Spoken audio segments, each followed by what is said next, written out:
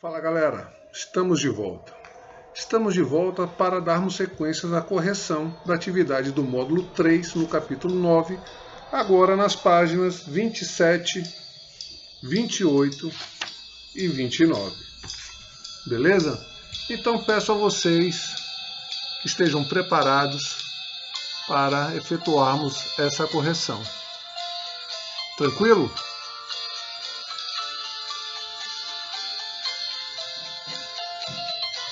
É muito importante, qualquer dúvida, sinalizar na área do aluno aqui na nossa plataforma.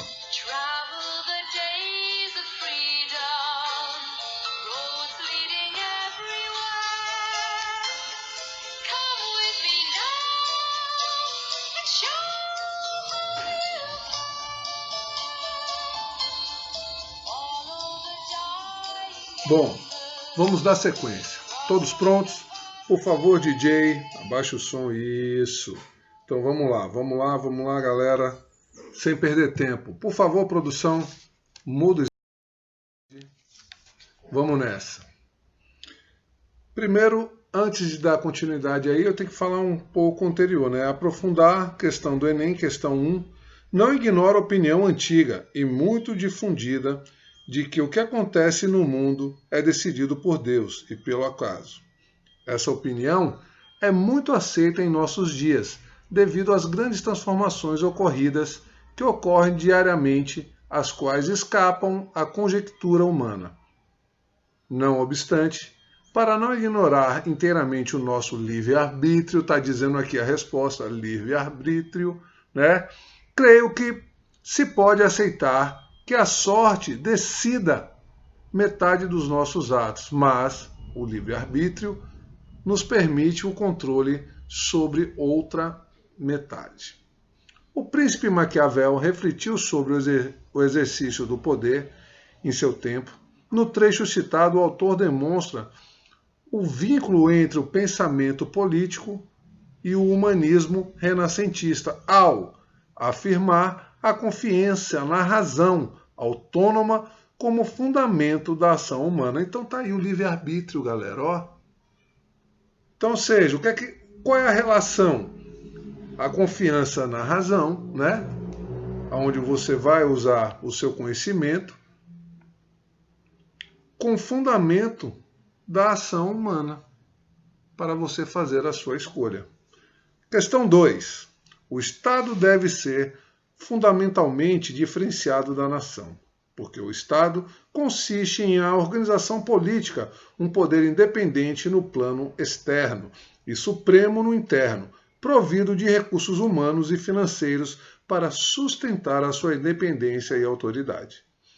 Não podemos identificar o primeiro com a segunda, como se costumava fazer, até entre os próprios patriotas catalães, que escreviam sobre uma nação catalã no sentido de um Estado catalão independente. O conceito em análise contido no texto permite reconhecer o Estado como era o Estado. Os reinos e os impérios na antiguidade, vistos constituírem organizações políticas dirigidas por governos geralmente autoritários, apoiados ao poder da classe dominante e a força militar, a fim de garantir as conquistas e a defesa de ameaças externas. Verdade. 2. Os feudos da Europa medieval, por terem conservado as fronteiras e a divisão políticas vigentes no antigo Império Romano do Ocidente. Jamais. Aí está falso, hein? Pois bem, 4. As formações políticas que construíram na Idade Moderna Europeia, por possuírem fronteiras definidas, território unificado, sistema de leis e de justiça organizados, a língua oficial predominante, a moeda única, o governo centralizado sob a forma de monarquias ou oligarquias aristocráticas. Verdade. Então, veja, tudo isso é o papel do Estado. Nós vimos isso nas nossas aulas. 8. Os reinos da Itália em 1860, século XIX, e da Alemanha em 1871, século XIX, depois das lutas travadas interna e externamente, por alcançar a unificação dos seus respectivos territórios. Veremos isso, vocês só verão isso no segundo ano, beleza? Ouviram o começo disso, né, no Fundamental 2, no final do Fundamental 2. E ao reconhecimento de sua existência por outros países europeus.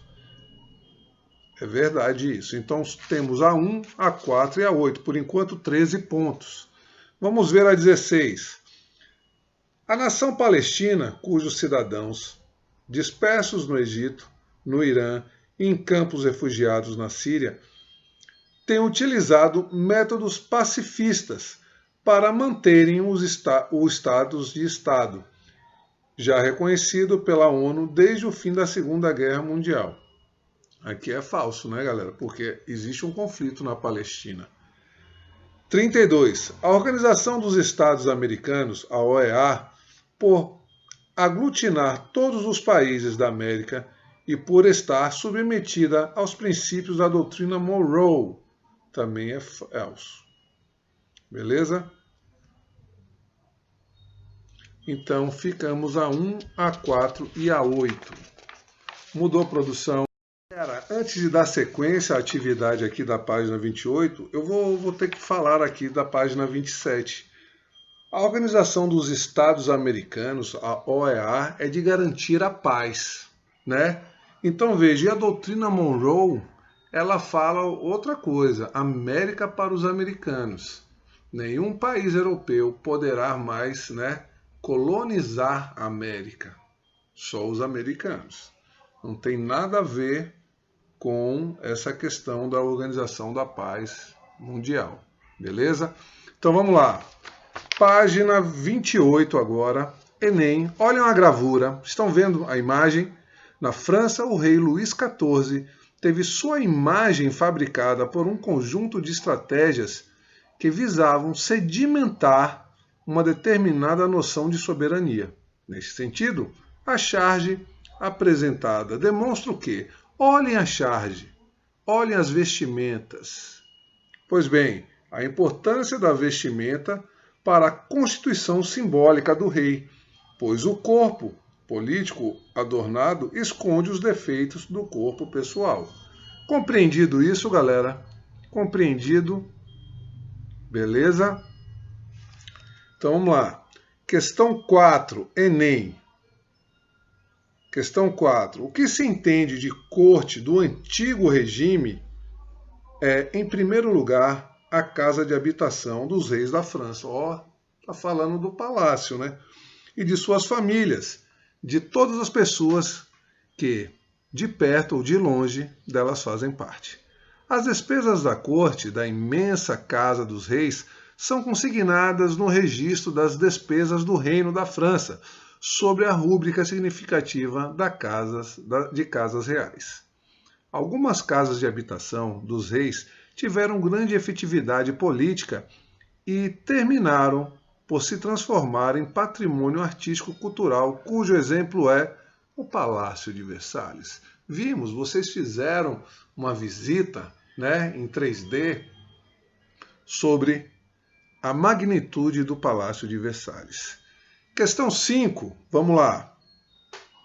A cidade é, desde o ano 1000, o principal lugar das trocas econômicas, que recorre sempre mais a um meio de troca essencial, a moeda, centro econômico. A cidade é também um centro de poder. Ao lado do e, às vezes, contra o poder tradicional do bispo, do senhor, frequentemente confundidos a uma única pessoa, um grupo de homens novos, os cidadãos ou burgueses, gostei desses novos, conquista liberdades, privilégios cada vez mais amplos. O texto trata-se de um período em que, vejam, um período onde as coisas aconteciam ao mesmo tempo.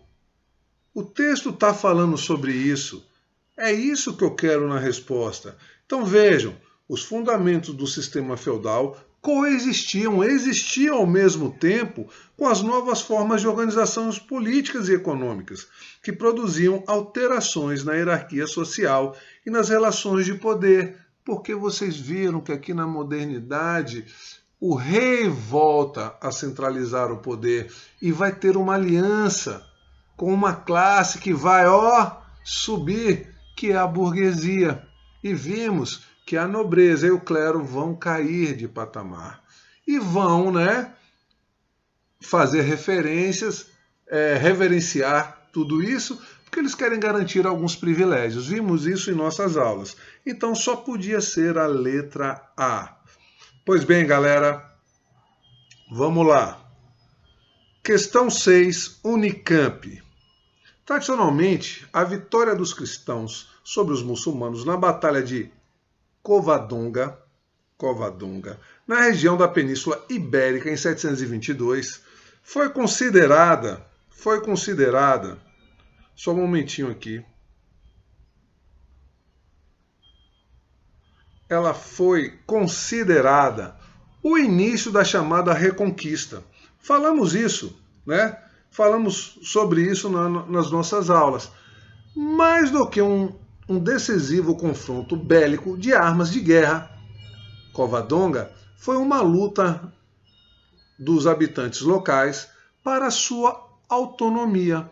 A aproximação ideológica desta vitória, feita mais tarde por clérigos, membros da igreja, da Áustria, conferiu à batalha a importância, de fato, transcendente, associado ao que se considerava uma missão da monarquia numa Hispania que tombara diante dos inimigos. Explique o que foi a Reconquista. Galera, nós falamos isso, que é expulsar, os turcos otomanos, os árabes, da região da Europa. Então, reconquistar aquele território. Então, denomina-se Reconquista, aí já é a resposta, hein? Olha lá, explique. Denomina-se Reconquista o longo processo de guerra, bélico, entre cristãos e muçulmanos. Falei muçulmanos, para recuperar territórios na Península Ibérica, Portugal e Espanha. Eu falo do território de Granada, sim, na aula eu falo sobre isso. No século VIII, o último território a ser reconquistado pelos cristãos foi o território de Granada, em 1492. Beleza, galera? Letra B. Vamos lá. De que maneira a Batalha de Covadonga foi reutilizada no discurso histórico e político pelos clérigos da Astúrias? Então vejam, pelos clérigos das Astúrias. De acordo com o texto, vimos que a Batalha de Covadonga foi considerada um marco fundador da Hispania. Quando eu falo hispânica ou Hispania, é da monarquia espanhola, E foi qualificada pelo clero asturiano como um evento de importância transcendental, que transcendeu, cujo significado estava relacionado à fundação do Estado Nacional Absoluto. Ou seja, a Espanha vai se tornar independente, Assim, a vitória cristã na Batalha de Covadonga serviu no momento final da reconquista do século XV para conferir a legitimidade da monarquia espanhola, como eu falei, que estava atrelada à Igreja Católica. Portugal e Espanha eram reis católicos. Então vocês viram que Portugal já tinha se libertado dos muçulmanos, Vimos com Henrique de Borgonha, E o rei Afonso VI, Pois bem, e agora a Espanha vai conseguir se libertar e se tornar independente. Então é muito importante. Isso nos dá com clareza por que Portugal se adentrou às navegações primeiro do que a Espanha, pois já tinha se libertado dos árabes ou dos turcos otomanos, que são os muçulmanos. Beleza, galera? Entendido? Terminamos aqui a nossa correção das atividades. Volto a falar que é muito importante enviar todas as atividades na área da nossa plataforma do Mundi, na área do aluno. Então eu fico aqui aguardando Quem não estiver ainda regularizado, por favor, que regularize sua situação, beleza? Estou aguardando as atividades. Um abraço. DJ, solta o som. E vamos que vamos. Próxima aula, nós vamos falar sobre um assunto muito legal. Tá ok? Um abraço, professor André Tavares.